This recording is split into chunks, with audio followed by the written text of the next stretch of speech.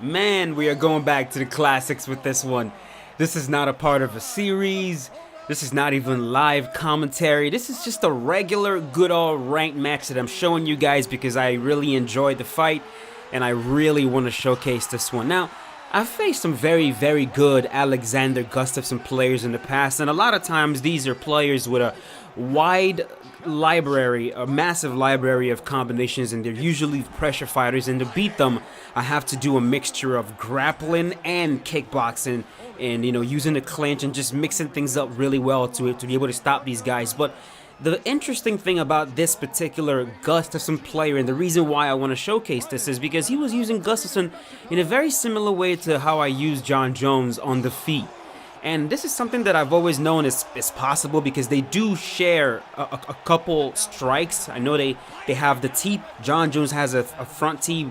Alexander Gustafsson also has a front teep. They're both long. And Gus also has the spinning back fist to the body. So, not the spinning back fist, the spinning back kick to the body. So, fight starts off. We go to touch, but don't really exactly touch.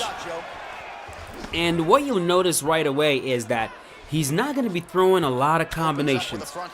Most of his attacks is going to be single strikes. Right there, as you can see, he throws out a beautiful lead hook to the body.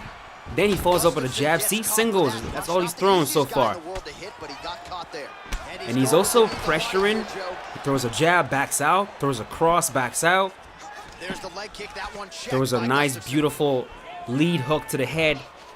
And of course, he's using the throwing single strikes and making sure to vary his attacks, which makes it very difficult to predict where the next strike is going to go. And that makes it very difficult to actually plan out counters. And right there, I believe he lunges into a lunging body hook. And I kind of made a mental note of that, and I was just looking for him to do that again to see if I can come up with an uppercut. Boom, hit him with that spinning back kick. And right there, I'm just trying to see. I'm trying to see if I'm going to need to grapple or if I'm going to need to just hang back and see what happens. But it kind of took me the whole entire first round, as I think back at this fight. It took me the whole entire first round to realize that he was truly, really only throwing single strikes. And when you run into an opponent that's doing that, it's very important to make sure that you are throwing more strikes than they are. See that? He lunges into it again. Goes with that beautiful teep. Very similar style that I use when I'm using Jones. Push him back. And you guys are going to see rock. There you go. Catch him with that beautiful head kick. I was looking for that because he had already did that twice in the round, and I was looking for him to do that again. He does it again. Lunging in from a mile away with the lead hook to the body. He doubles up on the teep, which is very interesting. I rarely run into players who do that.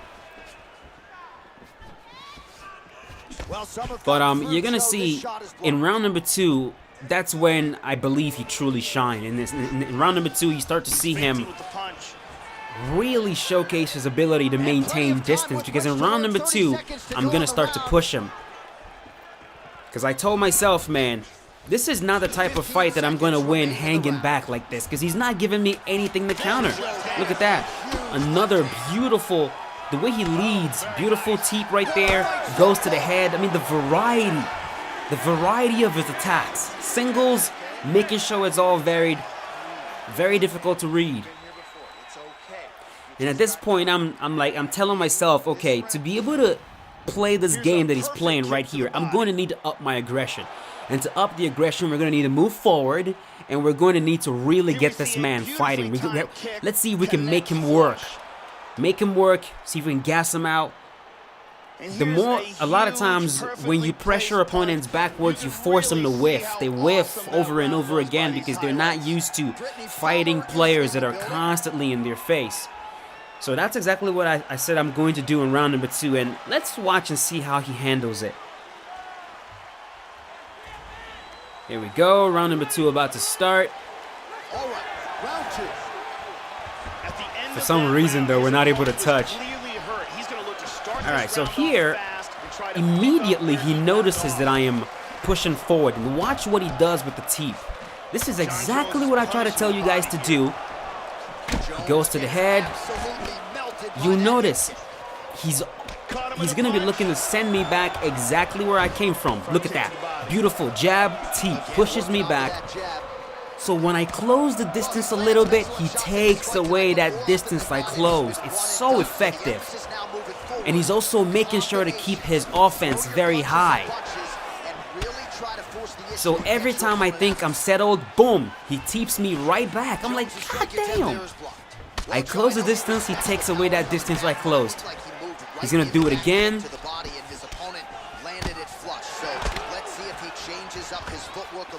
There it is. He does it again. It's brilliant, man. That's the right way to fight. Look at that. Sends me right back again. And now I'm the one that's whiffing. And not only is he doing that, but every single time he finds me in the pocket, he's letting those hands go, taking advantage of the boxing. I go to throw a flying knee. He knocks me right out of it. He sends me right back again. I missed that one. Goes to the head with the head kick. Gustafsson gets tagged by the kick there. He couldn't have liked that too much, Joe. Goes to the body. Goes to the body with that beautiful lead hook. And right here, I was just banking on the fact that he's going to gas before me. That was my whole thing. Like, we're going to go into this battle of attrition, and I know that I'm going to outlast him because I've got Jon Jones. But man, he was doing a good job of distance management. He truly was. Try to push him back. Excellent feint with the kick. Hook attempt now blocked though by Jones. And look at the way he's sneaking in those lead hooks to the body. I'm trying to sneak mine in as well. He lands 2 beautiful roundhouse kicks to the body right there. And all of a sudden, my stamina is going down way more than I'm used to in round number 2. And both guys really throwing with authority. He sends me back again, doubles it up. I'm whiffing now. And he's doing a pretty damn good job of also looking to sidestep those side kicks to the body. I mean, he was just doing everything right. He truly was. Sends me back again. Goes to the head with that. Catches my teep. And this round is over. Brilliant second round. Brilliant second round. I mean, he was doing a really good job, and I was just thinking to myself, man, am I going to start having to grapple this man? Like, I really don't want to do it. Anytime I run into a really good striker with Gustafsson, my ego a lot of times doesn't even let me to grapple. I'm like, I'm going to find a way to outstrike this man. Let's see what happens in round number 3. Once again, we're not able to touch, even though we both clearly want to.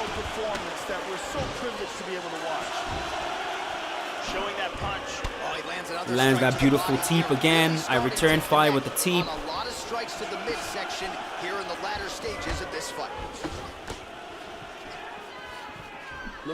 And right there, I believe I was starting to look for the slip elbow. Doing an excellent job blocking. Send him right back. Bang the knee. Right there. Yeah, I started to throw the elbow because I was like, if I can pull and land an elbow, perhaps I could get a rock.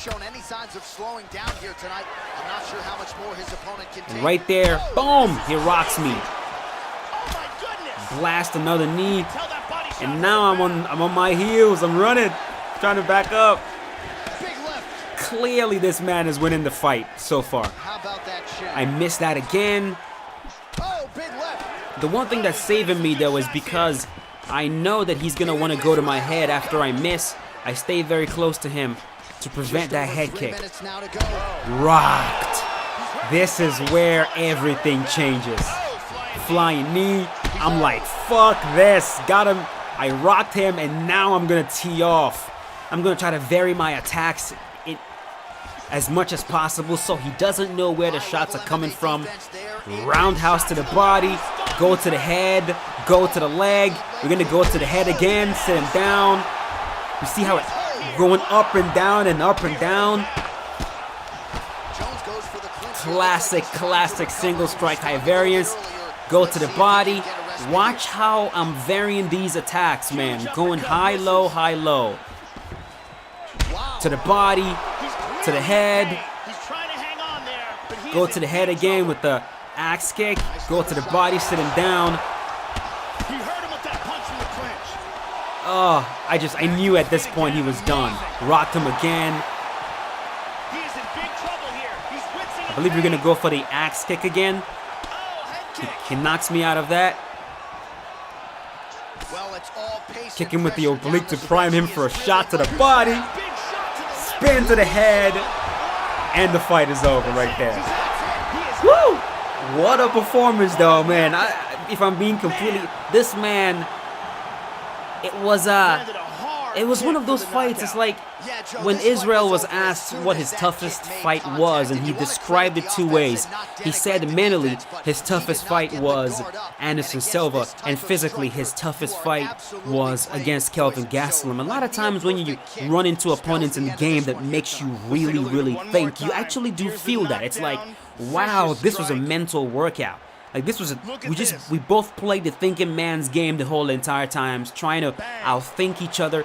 It wasn't just a battle of, combinations and clinching each other and grappling.